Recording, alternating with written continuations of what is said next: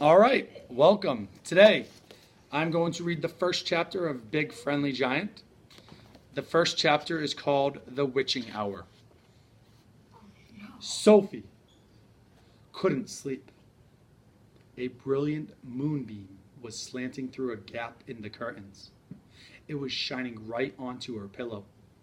The other children in the dormitory had been asleep for hours. Sophie closed her eyes and lay quite still. She tried very hard to doze off. It was no good. The moonbeam was like a silver blade slicing through the room onto her face. The house was absolutely silent. No voices came up from downstairs. There were no footsteps on the floor above her either. The windows behind the curtain was wide open, but nobody was walking on the pavement outside. No cars went by on the street. Not the tiniest sound could be heard anywhere. Sophie had never known such a silence. Perhaps, she told herself, this was what they called the witching hour. The witching hour, somebody had once whispered to her, was a special moment in the middle of the night when every child and every grown-up was in a deep, deep sleep, and all the dark things came out from hiding and had the world to themselves. The moonbeam was brighter than ever on Sophie's pillow. She decided to get out of bed and close the gap in the curtains.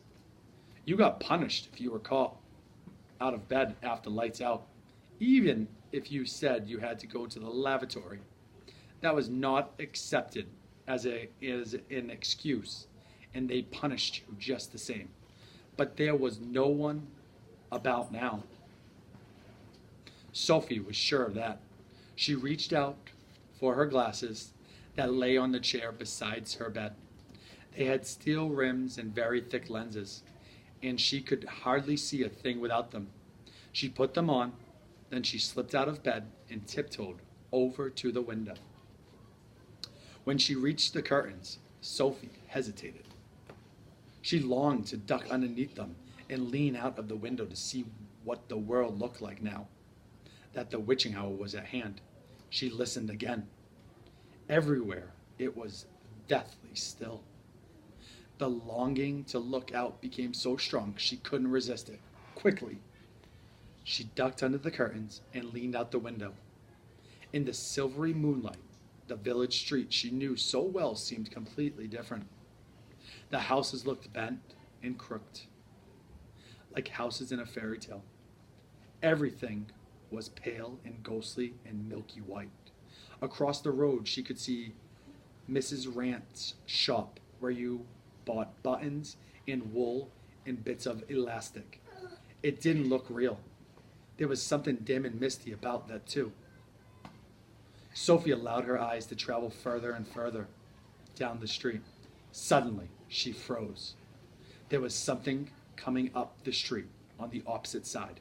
It was something black, something tall and black, something very tall and very black and very thin.